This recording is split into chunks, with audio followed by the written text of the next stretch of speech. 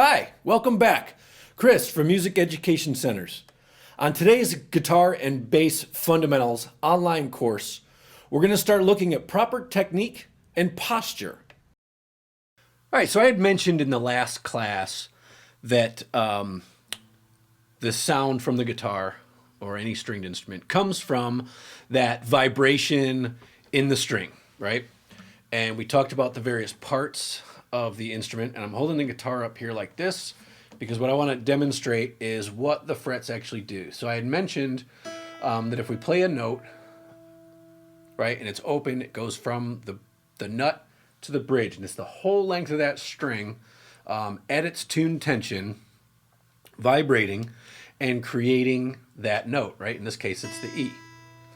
But now if I were to press my finger right here behind this fret, okay, and we'll look a little bit more closely at this as we get going, what I'm essentially doing is I'm shortening the length of that string, in this case by 3 frets or about 2 inches, right? And you notice as we go up the fretboard, the space gets smaller because the ratios in between notes, the actual physical distance that the string is lengthened or shortened changes as we go up in pitch or as we go lower, right? If this neck were extended that way longer, the distance between these frets would get bigger and bigger as we went on. And if we continued moving upwards, the space between the frets would get shorter and shorter. We tend to, with American guitars and American music, the 12-tone system that we use that we'll get into a little bit later, frets on a guitar or a bass are usually somewhere between 20 and 24. You might have less, you might have more depending on the specific instrument, but that's kind of a nice general range. Okay, and we'll look at the bass in a moment. We'll see that the neck on that is a bit longer for the exact same reason, right? Because like I said, the tension and those ratios between notes, it changes things up. Okay, so enough on that for right now. Let's talk a little bit about how to hold the guitar. As you can see, I use the body, right? And I've got it kind of in between my pec, and I've got it resting here where it is comfortable, okay? And with guitar, there's kind of 2 sort of functions that the guitar has, right? Guitar can play rhythm, accompaniment, right? Or it can play leads.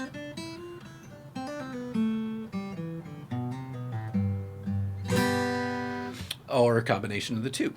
And so you can kind of see how I've got this sort of C hook kind of claw going on with my hand here.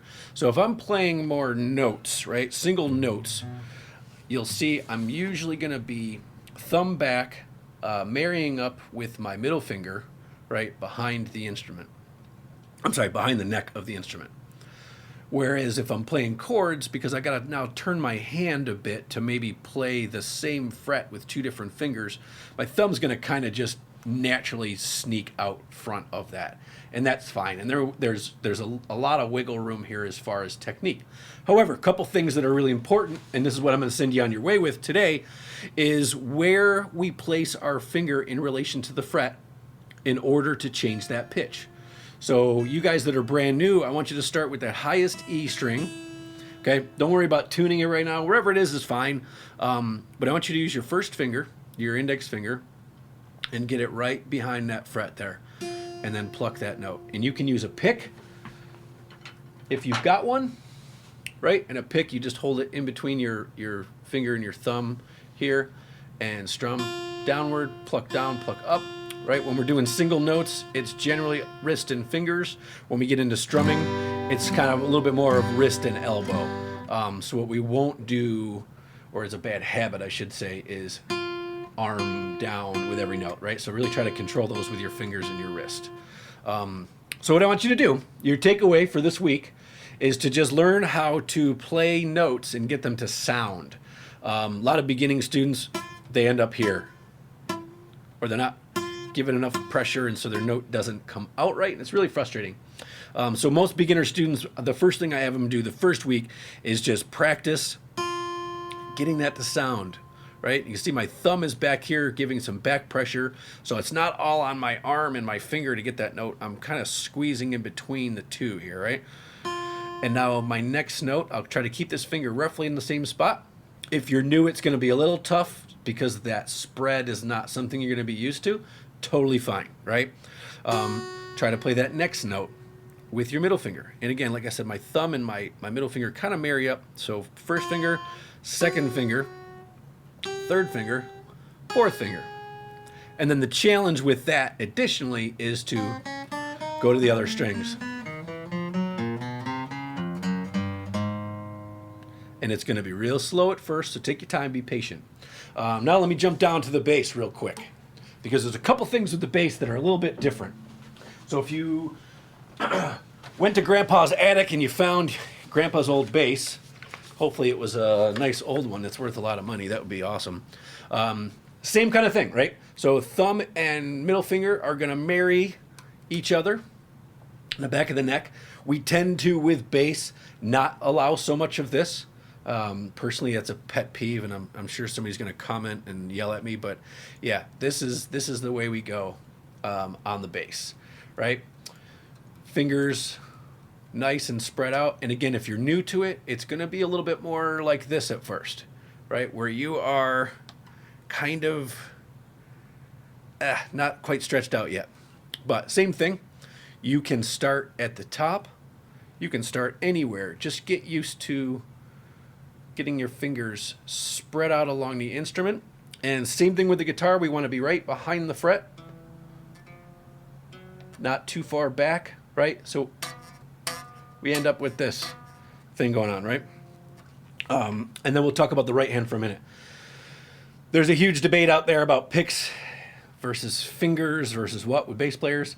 I think we've gotten past that for the most part. And whatever you are comfortable with is fine. You look at great bass players across the spectrum. There are people that play with picks. There are people that play with the fingers, people that slap and pop, all of the above. Some use their thumbs and fingers like guitar players do. It's all up to you. If you want to start with your thumb, great. Start with your thumb if that's comfortable. Usually we're taught as bass players, so same hand technique on both, is that we kind of create this nice little... And now we're going to pluck the strings. We're not attacking them, right? I always teach young players, it's like a bow and arrow. You're drawing it back and letting it go. You're pulling the sound from the string with a gentle pull and let go. I'll exaggerate it, but we can pull it back. But it's just a gentle pull and release.